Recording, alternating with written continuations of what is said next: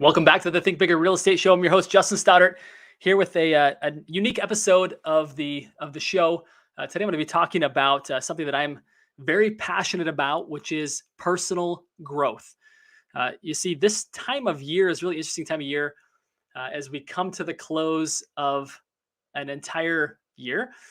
We now look to a new year, right? It's December 1st today that I'm actually recording this. Not sure exactly when you're reading this, or actually when you're listening to this. But I think all of us in the month of December, everybody that I know that's growth oriented starts to take some time to devote to thinking about what's happened in the past year and what they want to have happen in the next year. In fact, just this morning, I was on a business planning session with 52 other ambitious professionals who want next year to be better than this year. And it's just reflective of the overall mood and sentiment that we're all in, which is we all want to grow. We all want to be better. We all want to be accomplishing more in the upcoming year. So today I'm going to talk specifically about deep growth. You see, it's very, very common for us to talk about personal growth, but I believe that there's a bit of a fallacy as to what growth really looks like. That oftentimes we do what's called shallow work.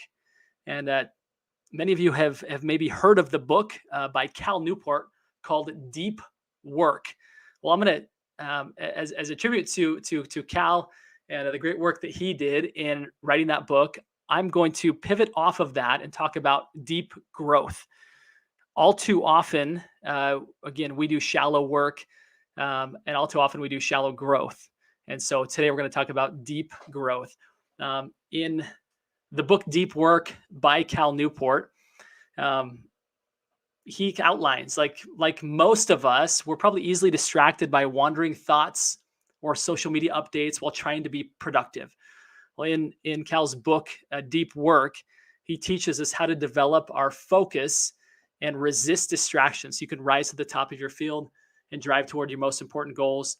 He contends that focus is like a mental muscle, and that in our ADHD world today, we have gotten very lazy in our ability to do deep work, that it's oftentimes very shallow, and therefore we never really pull on the complete cognitive abilities that we have because we're always interrupted. We're always pulled from what it is that we're doing. And he goes in to talk about the importance of shutting off a lot of the distractions so that we can focus on deep work, so that we can actually move to the limits of what our cognitive abilities actually are. You think about much of the great work, most important work that's done in the world, it's no longer lifting heavy things. It's no longer muscle strength. It's mental strength. It's knowledge. We are knowledge brokers. Those of us that are in professional-based businesses, we are being paid for our knowledge and the results that knowledge brings.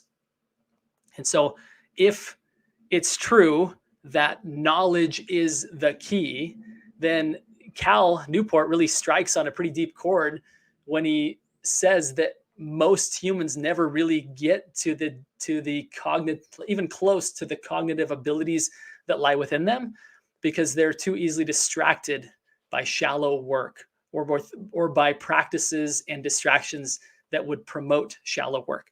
So with that being kind of the foundation of what we're going to talk about, we're going to go deeper than deep work. We're going to talk about deep growth today. So I'm excited to share some thoughts with you. Again, I've been a student of personal growth probably ever since I was introduced to Stephen Covey's book, The 7 Habits of Highly Effective People. I read that book, actually listened to it, had the CDs that I carried around in my car. I'm just dating myself right there. And I uncovered the fact that there was something unique about this concept that I could grow myself. And I quickly became attracted to anybody and anything, any resource that told me that my possibilities were endless, that I did not have to be limited by the person I was at that time. Referencing back to the business planning session that I did earlier today, I went through and created helped agents to create a pretty robust plan for themselves. And then at the end, I said, here's the bad news, is that the plan that you just created you are not going to achieve being the person that you were last year. You're going to have to become somebody different. But I said, here's the good news is that you absolutely can become somebody different, somebody new, somebody better. And that's true for all of us. And hence, I was attracted and drawn to sources and people who told me that I could be somebody different, that I could be somebody better. And I've since joined those same ranks of being somebody who wants to not just whisper, but yell uh, at people. I don't know if at people is the right term, but I want to inspire in them the reality, the truth that they can change, that they can be better, that they don't have to be the person they were before. It's probably reminding you of a famous Christmas movie in which Scrooge becomes somebody different and believes he can become somebody different.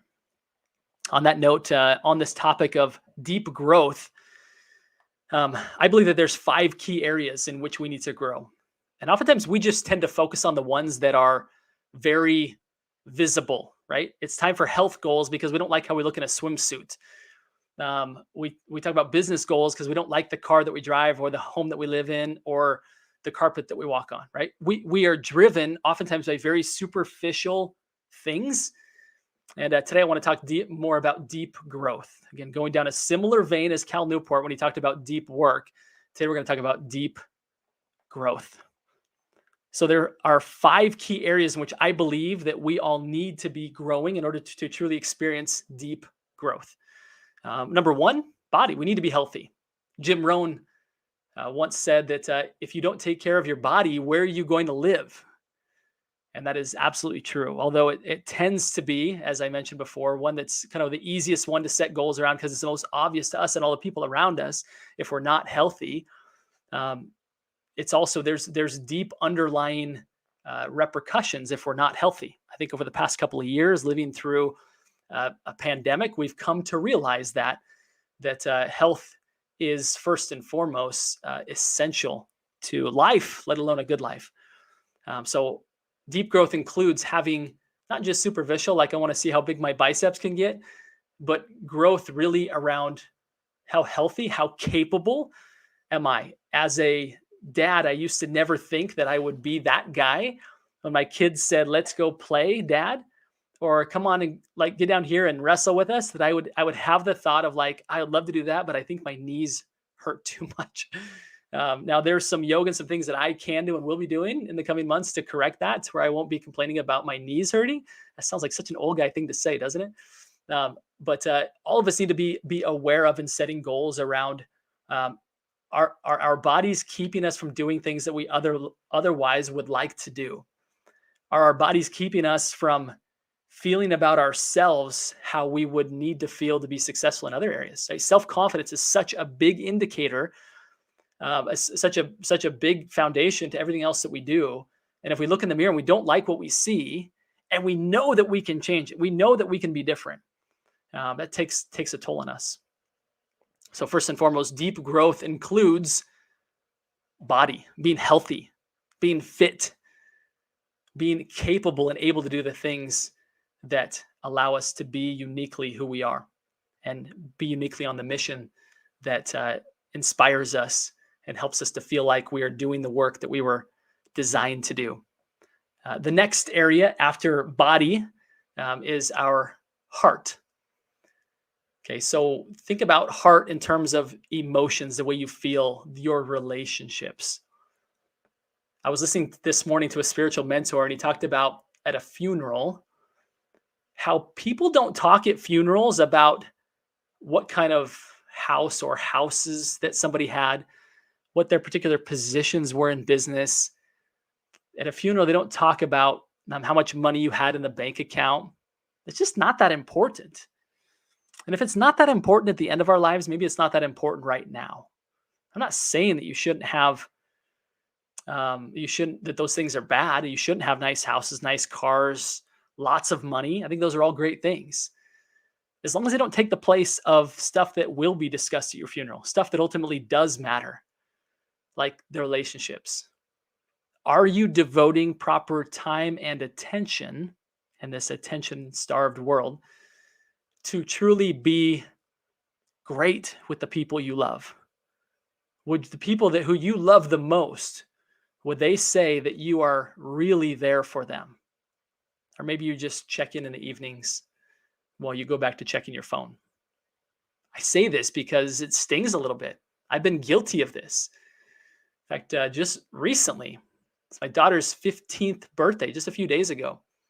And I spent too much time on my phone. And afterwards, I didn't feel good about myself. I felt like I was doing important stuff, but I knew at that moment that I needed to let go and focus on her. And I didn't. And it was pretty awful.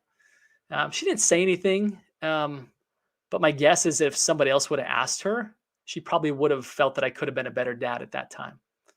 Now, thankfully, I'm still here, and that wasn't her last memory of me. I can be better, but I would encourage you to think about your key relationships, and are you really committed to growing in them? Is your heart centered on the right things, which ought to be the people that you love the most? The next area after heart is mind. Are you growing in your mind? I talked a little bit at the start of this episode about deep work. And I think that correlates with having deep mental growth. Are you just stimulating your mind, or are you really growing your mind? What I mean by that is oftentimes social media, when we're not intentional about it, we're not following people that really grow us and move us. And hopefully I'm one of those people for you who does grow you and who does move you. But are we snacking? Somebody who I have huge respect for in life. Not very active on social media. And I said, tell me why.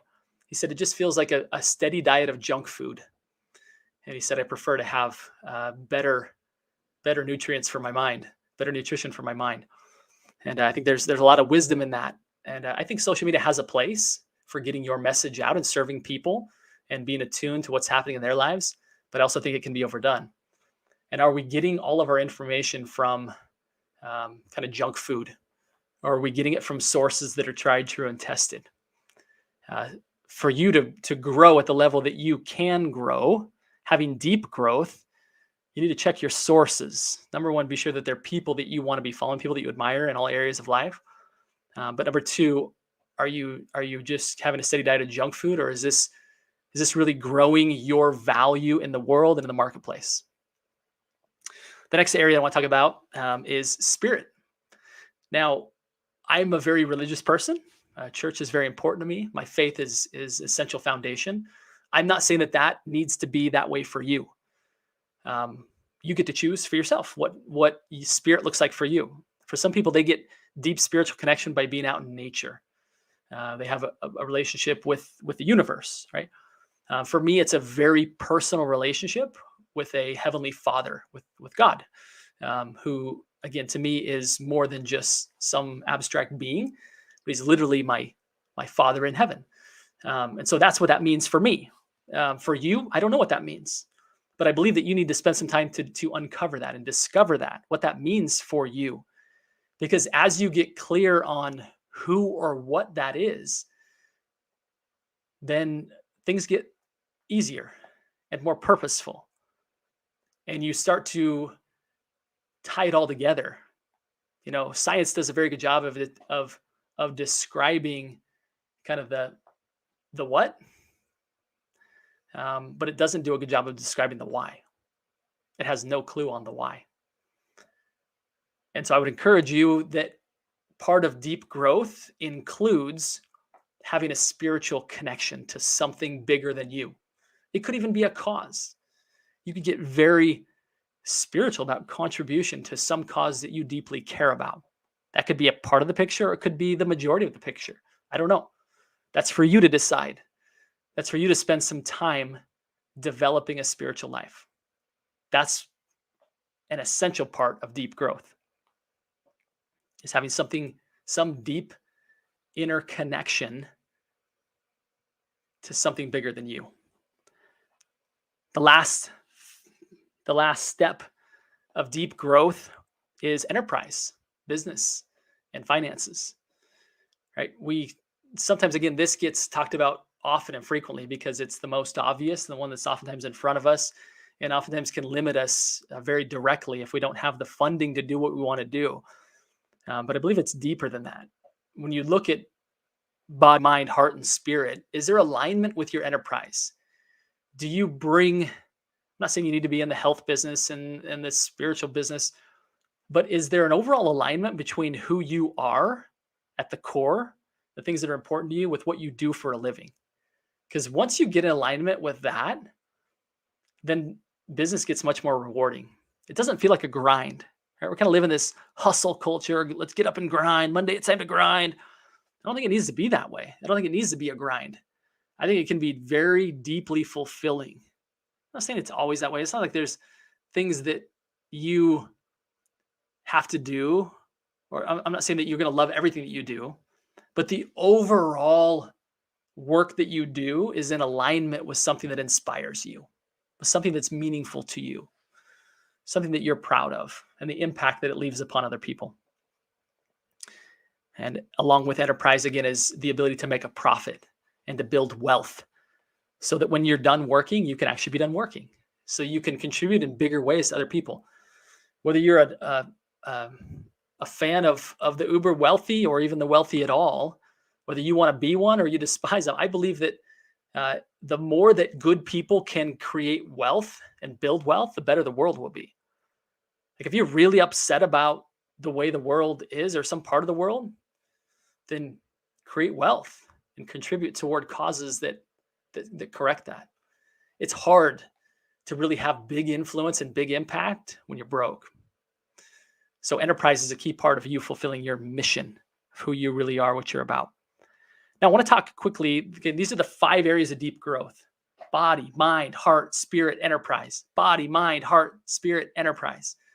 Okay, not necessarily in that order, but those are 5 areas that if you really want to experience deep growth, they need to be present. You need to be able to consider each of those. Now I want you to consider here that we're in what I call the holiday trifecta. 3 major holidays. There's Thanksgiving, right? There's Christmas, or maybe you celebrate Hanukkah, and there's New Year's. I'll use Christmas, 'cause I'm a Christian. So Thanksgiving, Christmas, and New Year's. And however, or if you celebrate these at all, I still believe that you can look to even if you don't, you can look to the overall theme and spirit of these holidays and take something from this, even if you don't celebrate. Okay, so Thanksgiving, obviously a season of thanks.